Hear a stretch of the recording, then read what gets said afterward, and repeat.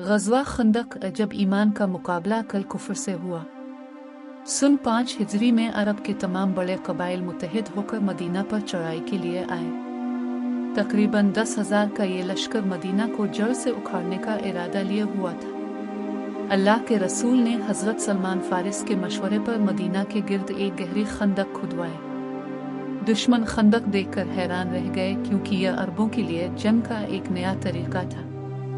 कई दिनों के मुहासरे के बाद कुरैश का सबसे नामवर और ताकतवर जंगजू उमरो बिन अब्द अपने चंद साथियों के साथ खंदक के एक तन हिस्से से घोड़ा कदी कर मुसलमानों की तरफ बढ़ा। उमरो बिन अब्द वो शख्स था जिसे अरब में 1000 सवारों के बराबर माना जाता था। इसने तकब्बुर से पुकारा, है कोई जो मेरा मुकाबला करे?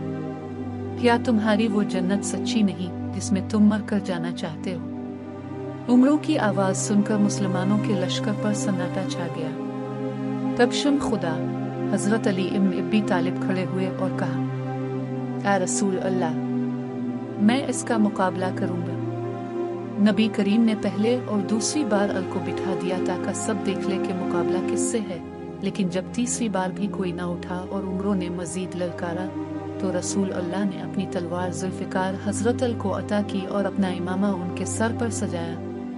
इस मौके पर नबी करीम ने फरमाया, आज कल ईमान कल कुफ्र के मुकाबले में जा रहा है। हजरत अल पैदल ही उमरो बिन अब्द के सामने पहुंच गए।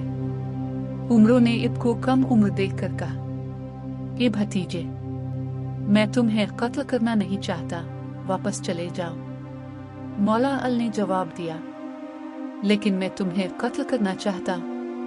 मैंने सुना है कि तुम दुश्मन से 3 बातों में से एक मान लेते हो। मेरी पहली दावत यह है कि इस्लाम कबूल कर लो। उमरों ने इनकार किया।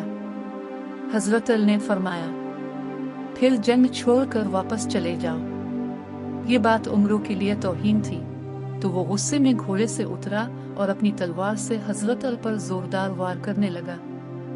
हजरत अल ने अपनी ढाल से वार रोका, जिससे ढाल कट गई और पेशानी पर हल्का सा जख्म आया। अब बारी दर्न करार की थी।